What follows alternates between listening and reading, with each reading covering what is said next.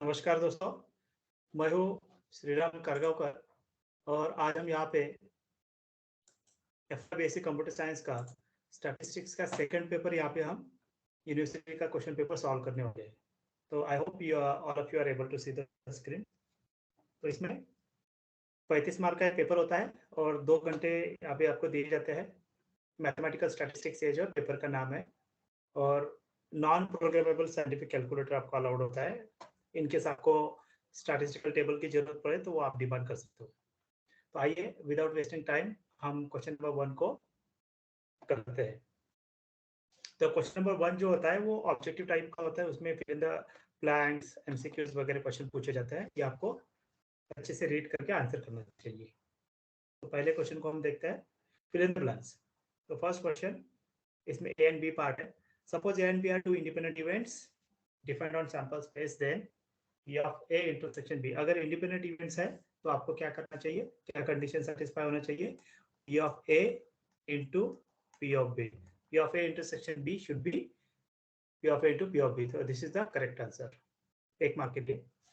The variance of geometric distribution with parameter P is Q upon P square.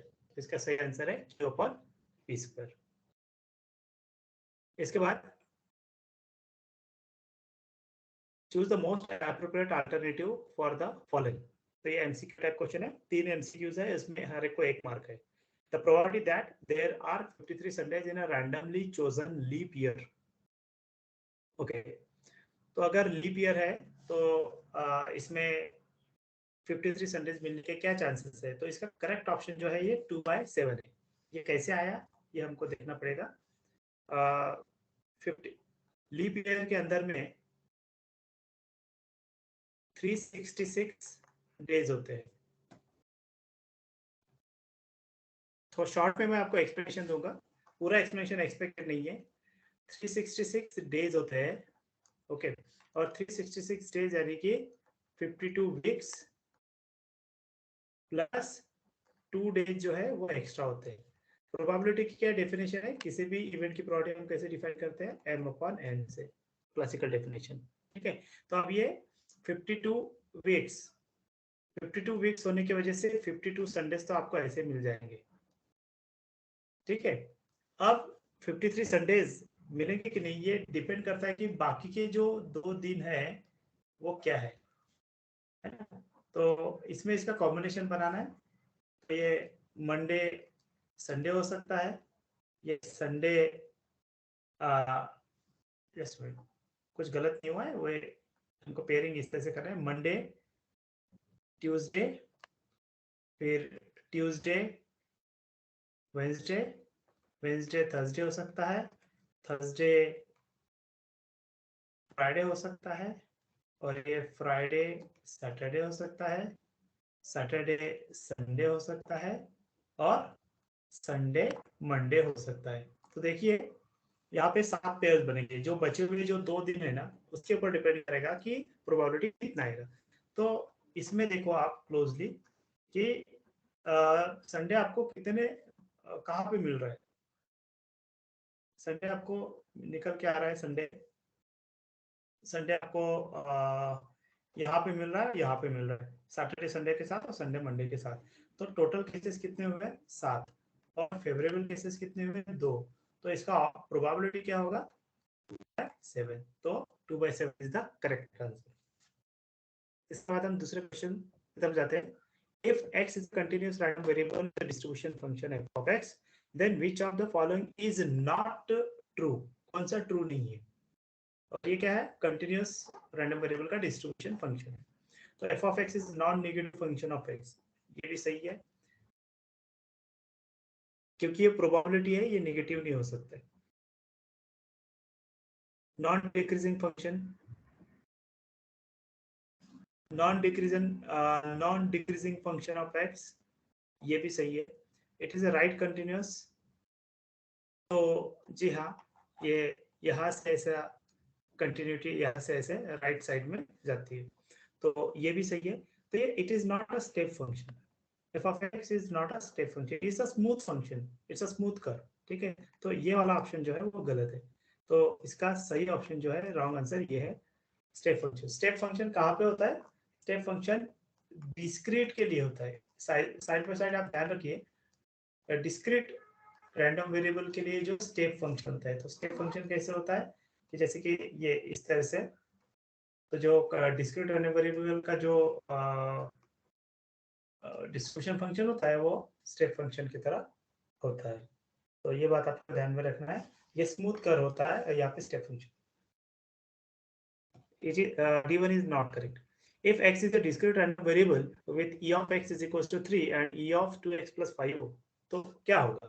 तो यहाँ पे आपको simple सा फॉर्मूला लगाना है, एक्सपेक्टेशन की प्रॉपर्टी यहाँ पे अप्लाई करना है।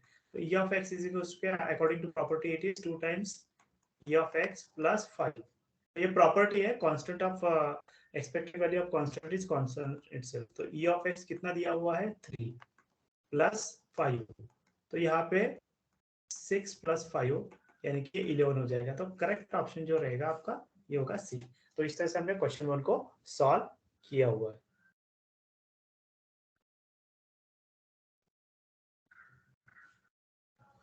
Are you able to see the screen? Are you able to see the screen?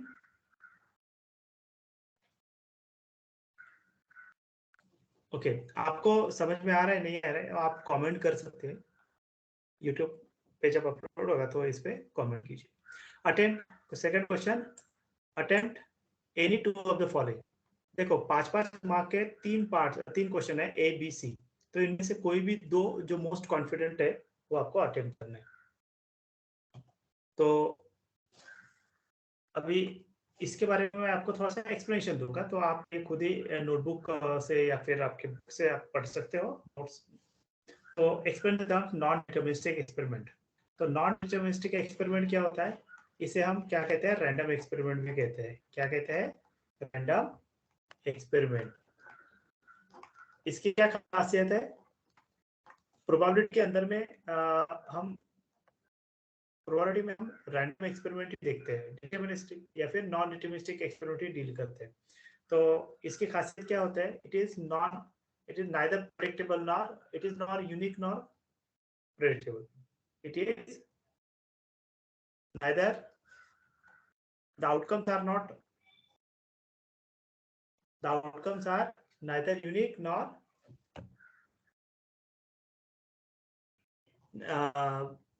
इसके अंदर में नॉन डिटरमिनिस्टिक कब कहते हैं?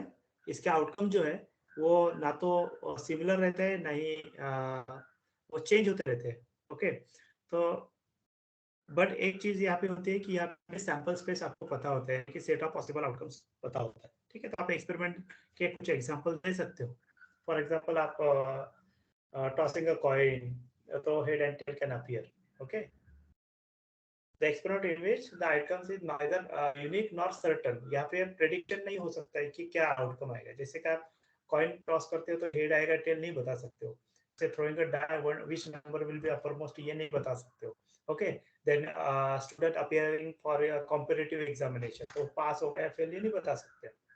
ओके, तो यहाँ पे आंसर जो आपका वेरी होगा।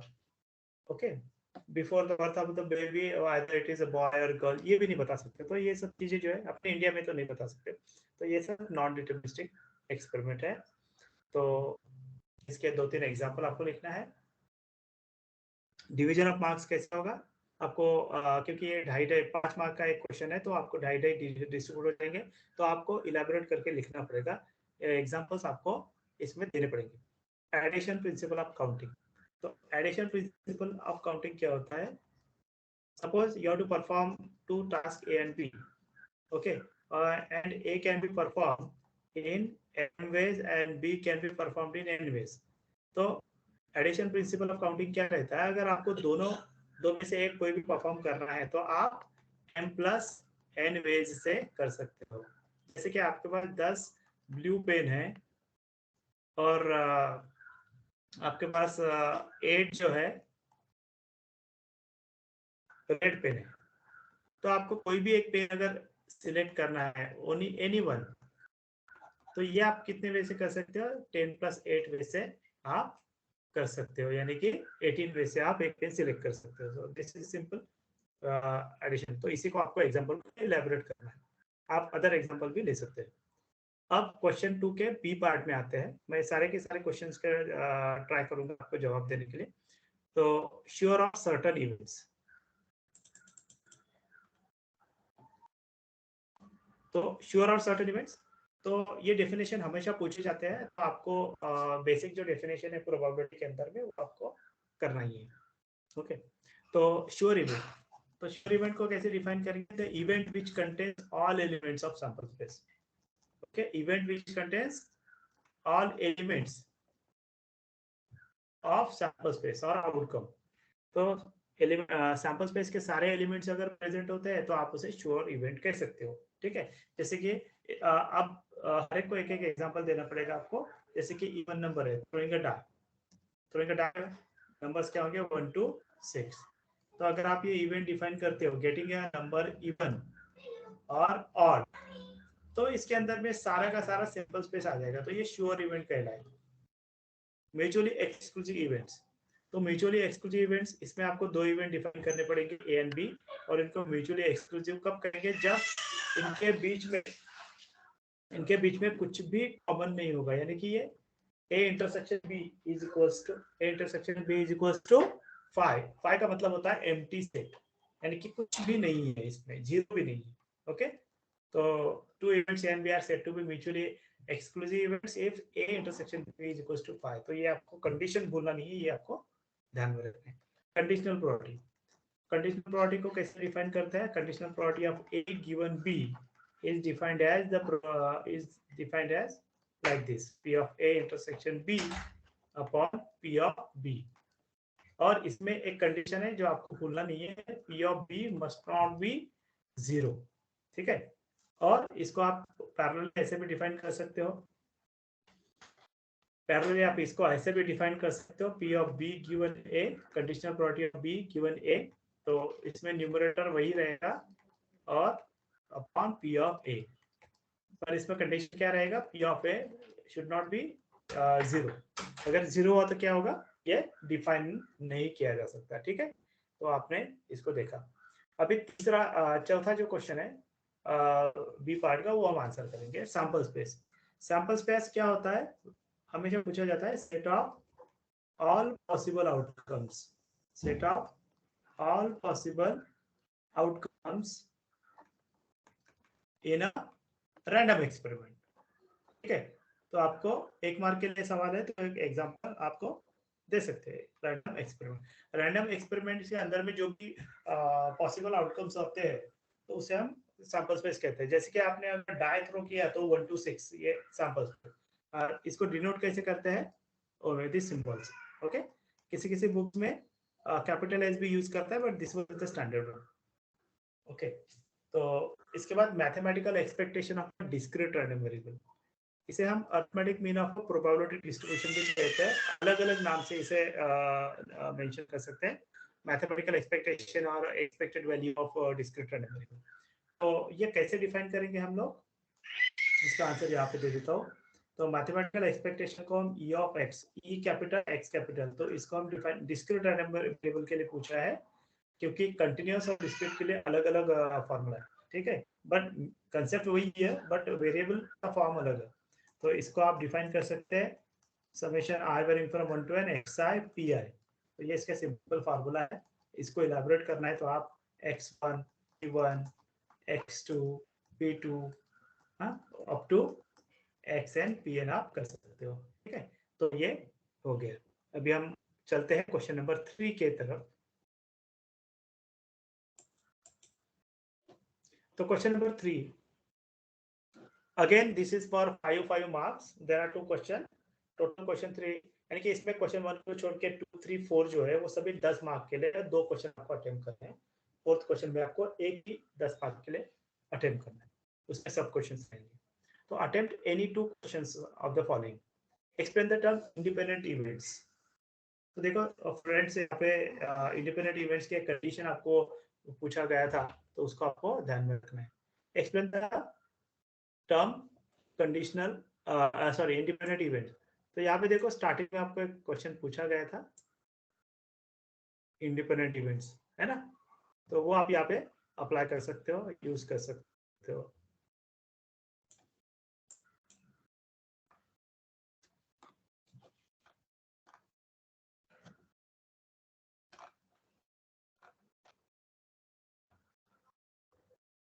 ओके, तो इंडिपेंडेंट इवेंट्स कब कहते हैं? When to call independent event, two events A and B are said to be independent if P of A intersection B is equals to P of A into P of B। ठीक है, और अभी आपको बोला गया है कि proof करने के लिए बोला है। ठीक है, तो हम यहाँ पे प्रूव करेंगे A complement and B are also independent. तो ये थ्योरम आपको स्टार्टिंग में पढ़ाया गया है, उसको आपको याद रखना है। अगर नहीं याद आ रहे तो बहुत ही सिंपल इसका थ्योरम है, तो वो हम कर लेते हैं। इस कहने का मतलब क्या है कि A and B are independent है, तो A complement and B complement and B are also independent. तो हम ये भी प्रूव कर लेते हैं। तो हम फर्स्ट पार्ट का प्रूव देख लेते हैं, प्रूव कर लेते हैं ए का फर्स्ट पार्ट, है ना। तो A and B are independent, इसका मतलब क्या होगा, हमको क्या प्रूव करके देखना पड़ेगा, A and B are independent. तो क्या प्रूव करना होगा, ये स्टेटमेंट के हिसाब से हमको ए कॉम्प्लीमेंट इंटरसेक्शन बी, आपको ये ऐसे आपको प्रूव करना करके दिखाना पड़ेगा। ठीक है, तो हम क्या करते हैं, left hand side right hand side ले लेते हैं। राइट हैंड साइड, तो राइट हैंड साइड क्या कहते हैं, P of A complement into P of B. तो इसको हम इलाबोरेट करते हैं। तो ए कॉम्प्लीमेंट का मतलब क्या होता है, पी ऑफ ए कॉम्प्लीमेंट यानी कि 1 माइनस पी ऑफ ए होता है। ठीक है, तो इसको हम इलाबोरेट करेंगे। तो अभी मल्टीप्लाई करो पी ऑफ बी को, तो this is P of A into P of B, और अभी इसको हम 1 कहेंगे। यूजिंग 1 आपको यहाँ क्या मिल रहा है, P of B minus P of A intersection B. ठीक है, तो P of A into P of B कैसे लिखा आपने, यूजिंग 1 का यूज किया आपने, है ना। यहाँ पे हमने जो इंडिपेंडेंट इवेंट्स के डेफिनेशन किया है उसको यूज किया हमने। ठीक है, अब एक छोटा सा वेन डायग्राम हम बना सकते हैं। यहाँ पे मैं वेन डायग्राम ले लेता फिलहाल। ये आप यहाँ पे देख सकते हो, वेन डायग्राम के अंदर में मैं ए और बी बना रहा हूँ। ठीक है,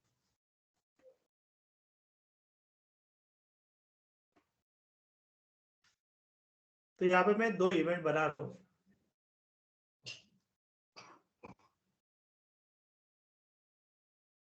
या फिर मैं बड़ा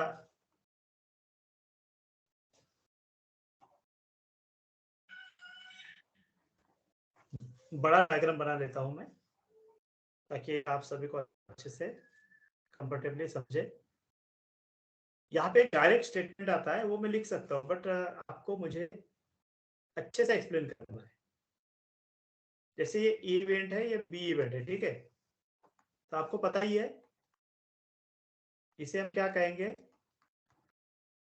इसे हम कहेंगे relative complement of B with respect to A, यानी कि ऐसे एलिमेंट जो बी में नहीं पर ए में है, बी के अंदर में नहीं है बट ए के अंदर में है ना।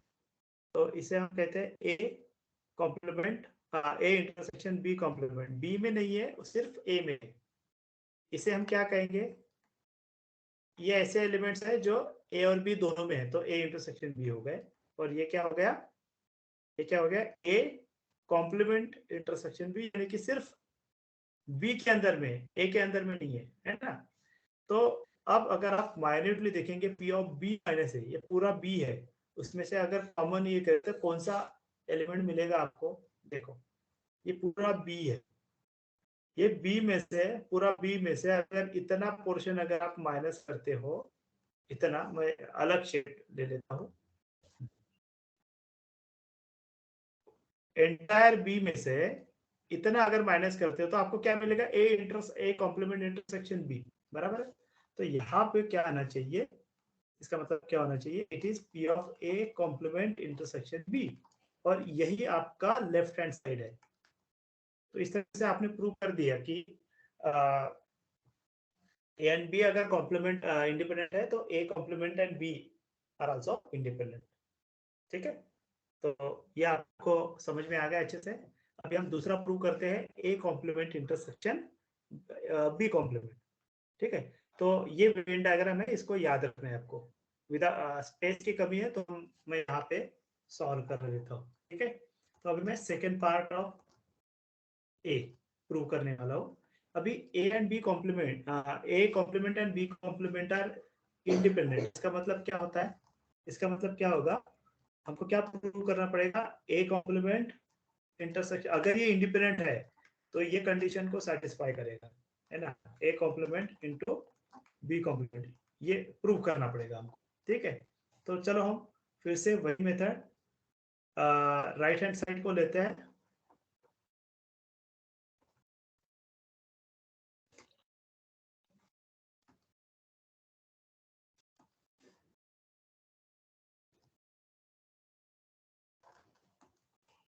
तो हम राइट हैंड साइड के साथ प्रूव करते हैं।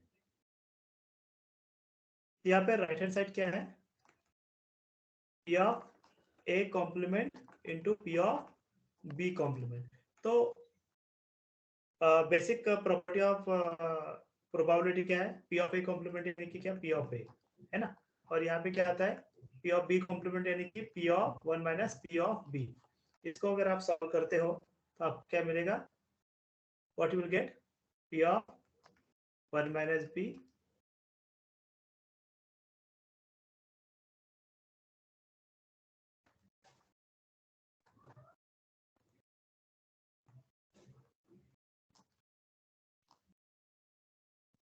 ओके। और बाद में अगर माइनस पी ऑफ ए से मल्टीप्लाई करोगे तो आपको क्या मिलेगा? माइनस पी ऑफ ए, और ये माइनस माइनस प्लस हो जाएगा। यहाँ पे क्या मिलेगा? P of A into P of B. ठीक है, तो से काम करना है। अगर आप माइनस कॉमन लेते हो तो यहाँ पे क्या रीअरेंज करो? P of A plus P of B, और मैं डायरेक्टली एक टर्म लिखता हूँ यहाँ पे प्लस है तो यहाँ पे माइनस साइन कॉमन लेने के बाद ये माइनस हो जाएगा। तो P of A into P of B जो है, आपने जैसे ये टर्म क्या है? What is this term? This term यानी कि आपने देखा है इंडिपेंडेंट है तो हमने उसका डेफिनेशन लिखा था। P of A intersection B क्या होता है? देखो यहाँ पे P of A into P of B, है ना। तो conversely P of A into P of B, आपको इसकी जगह पे क्या लिखना है? मैं हाईलाइट कर देता हूँ उसको। इसकी जगह पे आपको लिखना है P of A intersection B. ठीक है, पर अगर आप देखोगे तो P of A plus P of B minus P of A intersection B क्या होता है? एक स्टैंडर्ड फार्मूला है एडिशन थ्योरम ऑफ प्रोबेबिलिटी के हिसाब से। It is one minus P of A union B. ये ए यूनियन बी का फॉर्मूला है। और अभी A union B, one minus P of A union B को कैसे लिख सकते हो आप? P of A by De Morgan's law. आप क्या लिख, अच्छा, बाय नॉर्मल इसे आप लिख सकते हो P of A union B whole complement. One minus P of A union B का मतलब क्या हुआ? P of A union B whole complement. तो बाय डी मॉर्गन्स लॉ आप यहाँ पे क्या लिख सकते हो? P of A union B whole complement is equals to P of A complement intersection B complement। तो देखो आपने प्रूव कर लिया है, it is nothing but the left hand side. तो इस तरीके से आपने ये प्रूव किया है कि अगर A एंड B इंडिपेंडेंट है तो A complement B and A complement and B complement are also independent. तो यहाँ पे आपको 5 मार्क्स, 2.5 मार्क्स मिल जाएंगे। ठीक है, सो ये आपको अच्छे से समझ में आया है? Okay, I erase the some part of this explanation.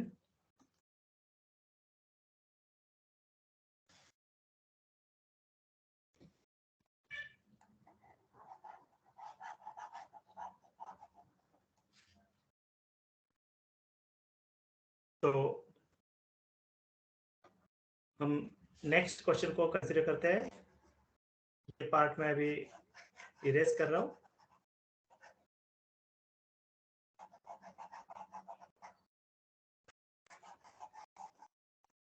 अगर आपको समझ में आ रहा है तो आप लाइक, सब्सक्राइब और कमेंट करें।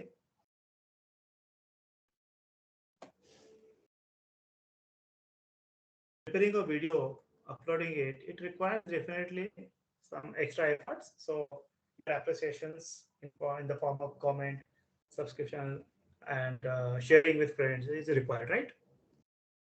Now following is the probability mass function. Question को अच्छे से रीड करें. Of a discrete random variable, तो आपको क्या करना है, P of probability of x is even. तो इवन नंबर कौन सा है, 0 is even, 2 is even, 4 is even. तो बहुत ही सिंपल क्वेश्चन है. 0 पी ऑफ 2 ऐड करना है और पी ऑफ 4 ऐड करना है. तो इनकी प्रोबेबिलिटी ऐड कर दो, तो ये क्या मिल जाएगा, 0.2 प्लस 0.3 प्लस 0.1. तो इसका आंसर कितना आएगा, 0.6 आएगा इसका आंसर. ठीक है, simple. Distribution function of x.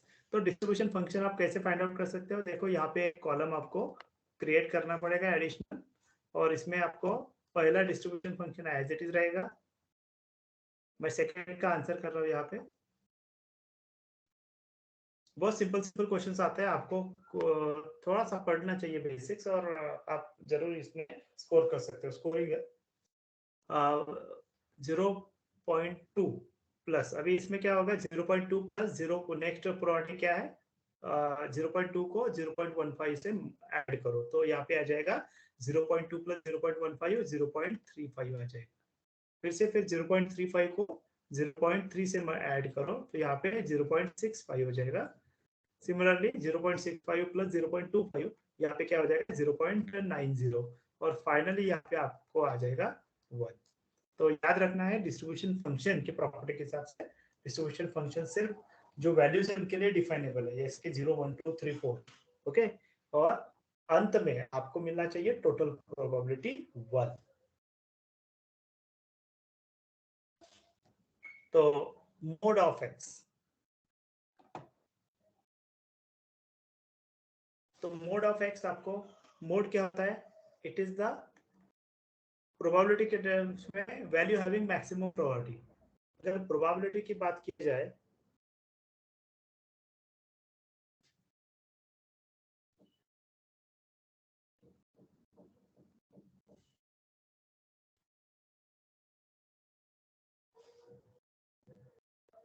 Hello,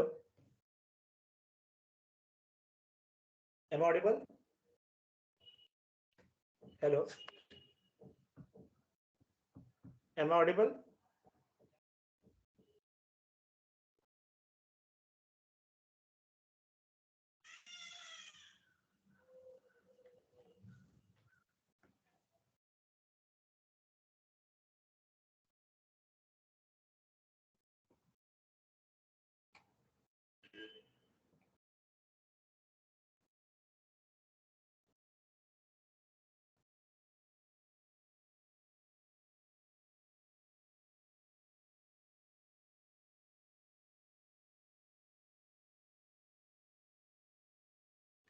Mode of x, mode of x, mode having maximum.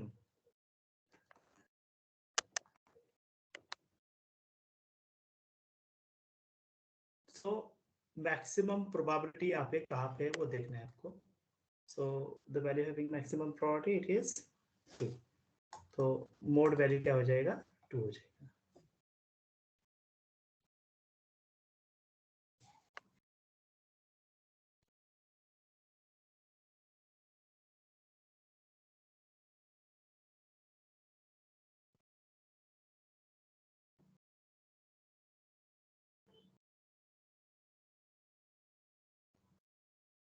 Okay, तो इसके बाद हम चलते हैं नेक्स्ट क्वेश्चन की तरफ.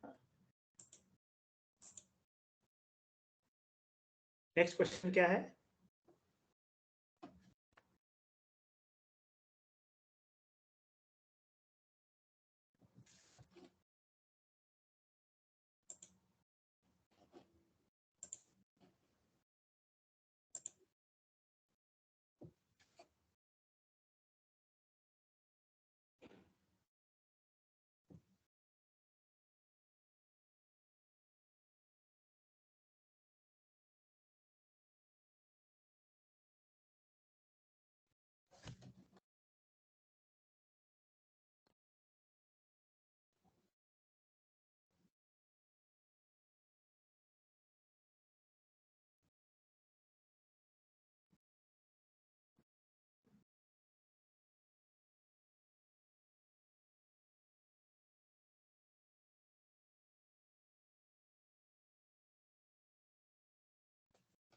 Okay, so mod is the value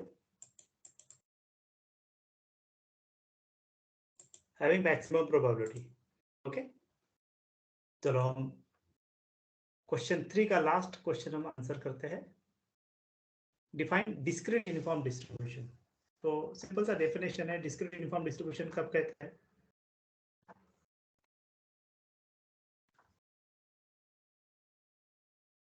तो डेफिनेशन सभी डिस्ट्रीब्यूशंस का करना है. डिस्क्रीट यूनिफॉर्म क्या होता है, ज्योमेट्रिक, पॉइजन, बाइनोमियल सभी करना है. ठीक है, तो इसका डेफिनेशन क्या है?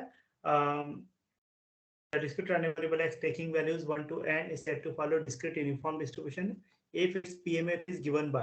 तो यहाँ पे पूरा स्टेटमेंट लिखना पॉसिबल है, पर इसका स्टेटमेंट क्या है? 1/n if x takes values 1 to n. तो ये इसका formula is equal to 0 otherwise. तो जब आप ये लिखोगे तो आपको मिलेंगे मार्क्स. यहाँ पे आपको 1 मार्क्स मिलेंगे. ठीक है, जब आप फार्मूला लिखते हो तो 1 मार्क्स यहाँ पे आपको मिल जाएंगे. उसके बाद मीन और वेरिएंस. तो यहाँ पे मीन एंड वेरिएंस अगर आप लिखते हो कि यूनिफॉर्म डिस्ट्रीब्यूशन का मीन क्या होता है? n+1/2. और इसका वेरिएंस क्या होता है? n² - 1/12. ठीक है, तो यहाँ पे आपको एक एक मार्क्स मिलेंगे, या फिर यहाँ पे 1.5 मार्क, यहाँ पे 1.5 mark. Also give two real life examples where distribution is applicable. ठीक है, तो इसके एप्लीकेशन आपको लिखना है. जैसे कि आप यूज कर सकते हो यूनिफॉर्म डिस्ट्रीब्यूशन. यूनिफॉर्म डिस्ट्रीब्यूशन का आप यूज कर सकते हैं, जैसे selecting digit among selecting a digit between 0, 1 to 9.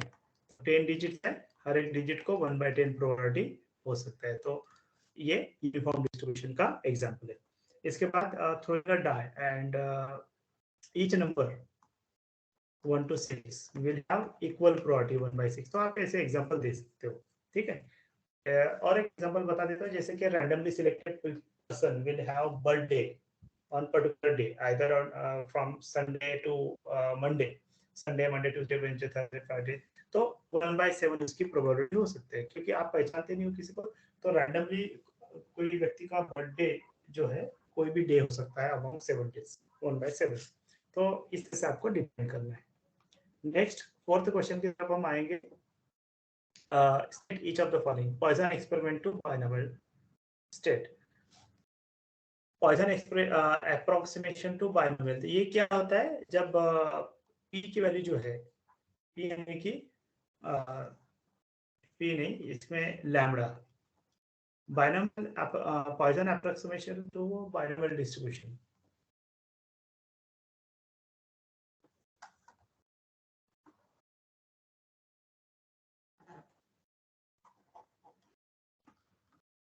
Additive property. Poisson approximation to binomial यानी कि आपको सर्टेन कंडीशन में आपको बाइनोमियल डिस्ट्रीब्यूशन जो है वो पॉइजन डिस्ट्रीब्यूशन की तरह आपको सॉल्व करना है. अभी एडिटिव प्रॉपर्टी हम देखते हैं. पहले additive property of Poisson distribution. तो यहाँ पे सिर्फ स्टेट बोला है ना, तो आपको सिर्फ मेंशन करना है एडिटिव प्रॉपर्टी.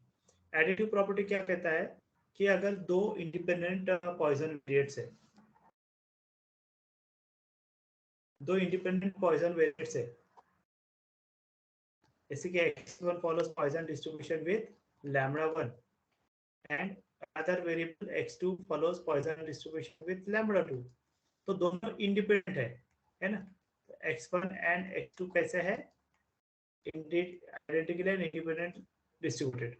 तो ये स्टेटमेंट के हिसाब से, ये प्रॉपर्टी के हिसाब से क्या कहना है कि x1 plus x2 also follows Poisson distribution, और इसका जो नया पैरामीटर क्या रहेगा?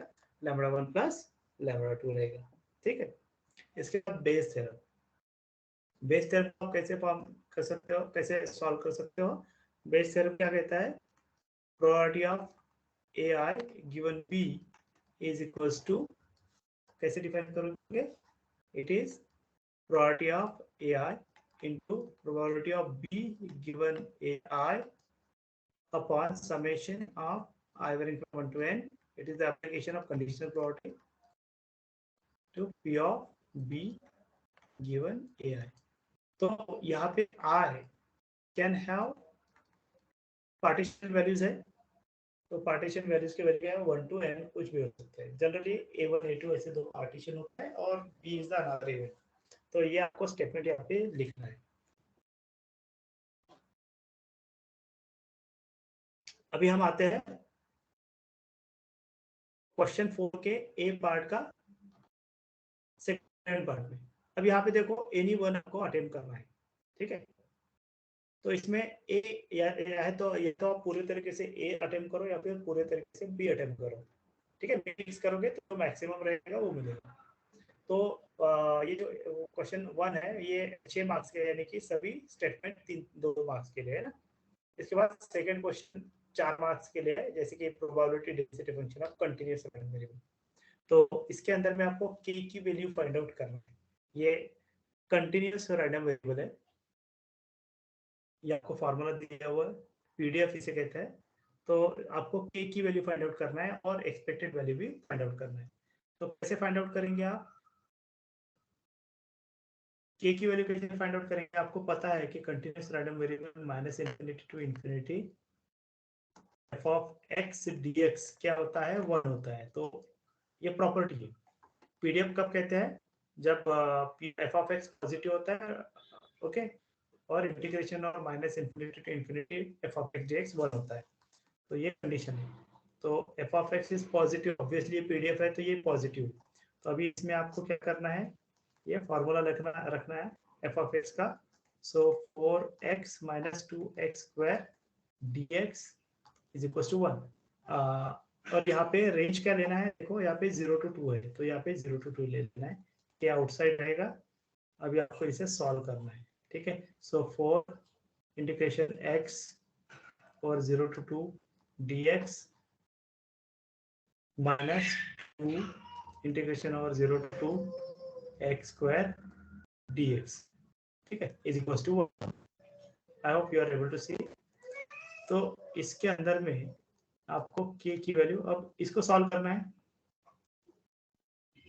k क्या रहेगा,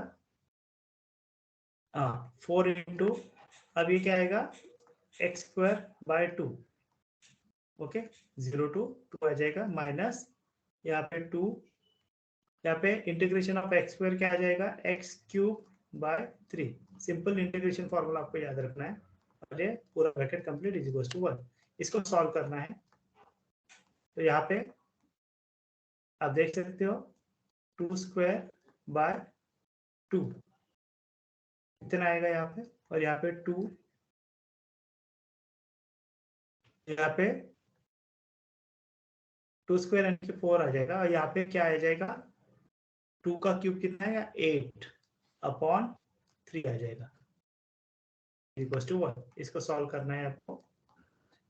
तो यहाँ पे 16/2 आ जाएगा, यहाँ पे 16/3 आ जाएगा, इक्वल टू 1। मैं यहाँ पे लेता हूँ, यहाँ पे k की वैल्यू k इंटू, यहाँ पे क्या आ जाएगा देखो, 48 माइनस 32 बाय कितना आ जाएगा, 6 आ जाएगा, इज इक्वल टू 1। तो k इक्वल टू क्या आ जाएगा, देखो 16/6 1। तो k की वैल्यू आ जाएगा 6/16, यानी कि आप ये कर सकते हो, इसे 3/8 आएगा, ठीक है। So what should be the value of k, value of k should be 3/8, okay.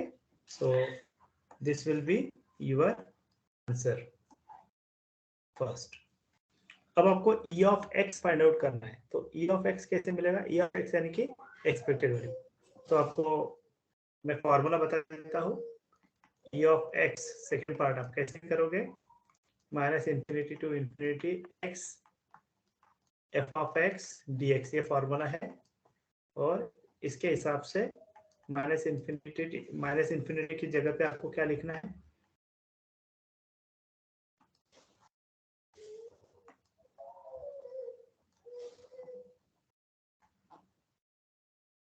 तो आपको क्या लिखना है, 0 to 2 लिखना है x, और यहाँ पे k की वैल्यू आपने ऑलरेडी फाइंड आउट किया है, k की वैल्यू क्या आ जाएगा, 3/8 4x minus 2x square dx।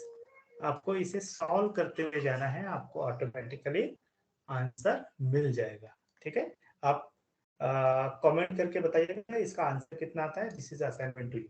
ठीक है, इसको इसी तरीके से सॉल्व करना है, सिर्फ इसमें x ऐड हुआ है, मल्टीप्लाई हुआ है।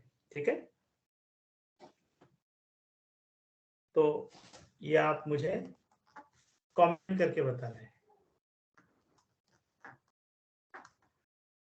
इसका आंसर। ये आपको असाइनमेंट है, you comment on this video, I will be waiting for your comments. Okay, correct answer. इसके बाद आखिरी क्वेश्चन है, फोर्थ क्वेश्चन का बी पार्ट। इसमें दो सब क्वेश्चन है, 1 और 2। Define binomial distribution. तो अगेन कोई भी डिस्ट्रीब्यूशन अगर आप करते हो, चार डिस्ट्रीब्यूशन इंपॉर्टेंट है इसमें, uniform, binomial, Poisson and geometric distribution. तो आप चारों करके रखिए, और उसका डेफिनेशन, उसका मीन और वेरिएंस, उसके दो रियल लाइफ एग्जांपल्स, और कुछ 1 और 2 आप न्यूमेरिकल कर सकते हो। तो अगर आप ये अच्छे ऐसे करते हो तो आपको कम से कम 16 मार्क्स इसमें से 12 to 16 मार्क्स आप एक्वायर कर सकते हो। Okay, remember my what I am saying. Binomial, इसमें फिर से आपको इसका फॉर्मूला देना है। So NCx p raised to power x q raised to power n minus x, और कंडीशंस यहाँ पे मेंशन करना है।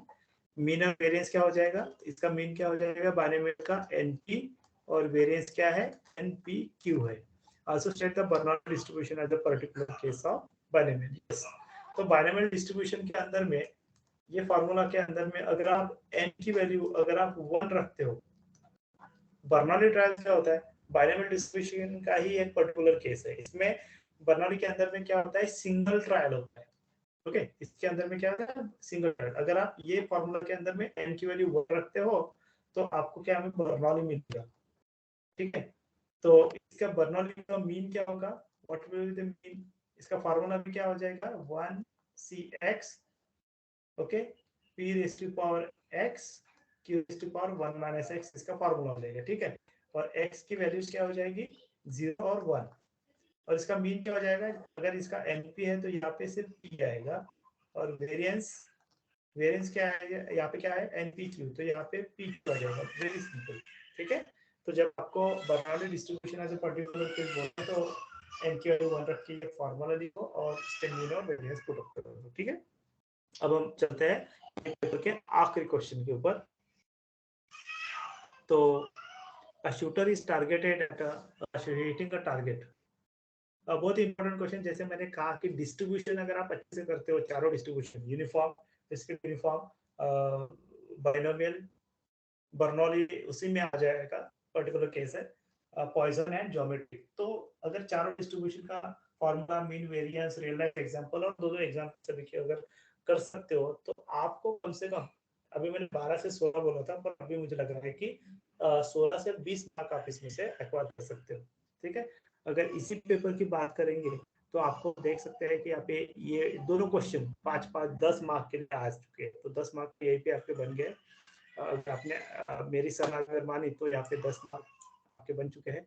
इसके बाद बाइनोमियल अप्रोक्सीमेशन टू बाइनोमियल, तो पॉइसन के ऊपर दो क्वेश्चन है, 2 2 4, 10 और 4 16, तो यही पे हो गए। ठीक है, 16 यही पे हो गए।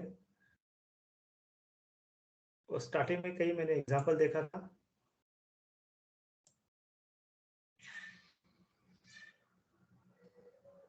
ठीक है, तो बाइनोमियल डिस्ट्रीब्यूशन के ऊपर जो है आपके 16 मार्क्स के तो यहाँ पे फिलहाल में आया हुआ है। अब यहाँ पे देखो सिंगल वजह वेरिएंस ऑफ ज्योमेट्रिक डिस्ट्रीब्यूशन, तो 17 मार्क्स यही पे हो गए।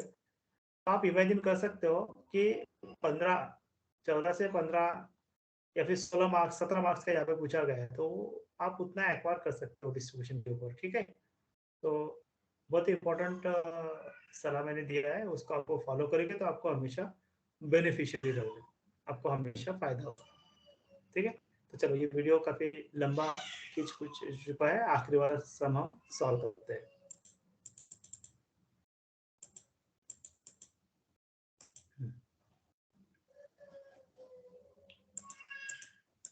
A shooter is hitting a target। इसका हम सॉल्यूशन अभी देखने वाले हैं। इसका मैं हिंट दूंगा आपको।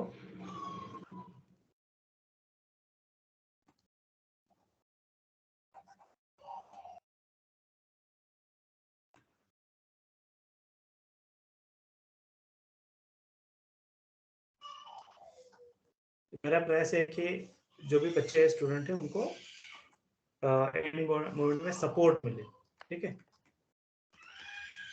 A shooter is hitting a target. The probability of hitting a target at the any shoot is 0.6. तो यहाँ पे आप शूट करने की प्रोबेबिलिटी कितना है 0.6 है।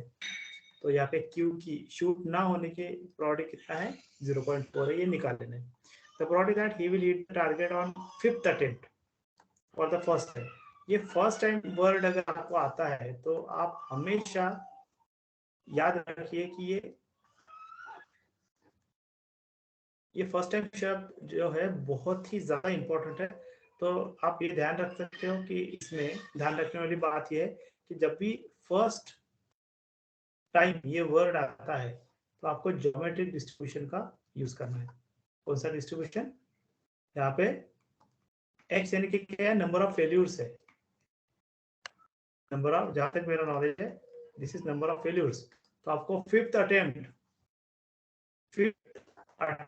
में अगर आप फर्स्ट टाइम शूट करते हो तो इसका मतलब एक्स की वैल्यू क्या होनी चाहिए 4, यानी कि पांचवा अटेम्प्ट, यानी कि पहला फेल गया, दूसरा फेल गया, तीसरा फेल गया, चौथा फेल गया और बाद में पांचवा वाला जो है वो सक्सेस हुआ, यानी कि फिफ्थ अटेम्प्ट में आपको फर्स्ट टाइम सक्सेस मिला। तो इसका मतलब फेल्यूर्स कितने हैं 4, ये आपको याद रखना है इसे। So x is number of failures. तो आपको फिफ्थ अटेम्प्ट में फर्स्ट यानी कि फर्स्ट 4 आर फेल्यूर्स और एक्स की वैल्यू यहाँ पे 5 हो जाएगा, ठीक है। तो सबसे पहले आपको ये मेंशन करना पड़ेगा कि x जो है वो ज्योमेट्रिक डिस्ट्रीब्यूशन फॉलो करता है p = 6। इसका फार्मूला क्या है? बहुत ही सिंपल फार्मूला है इसका ज्योमेट्रिक डिस्ट्रीब्यूशन का, PMF जिसे हम कहते हैं, PMF। So it is q⁻x into p। यहाँ पे p एक ही बार रहेगा, है ना। तो इसके फार्मूला कैसा है 0.4 into x एंड p की वैल्यू क्या है 0.6।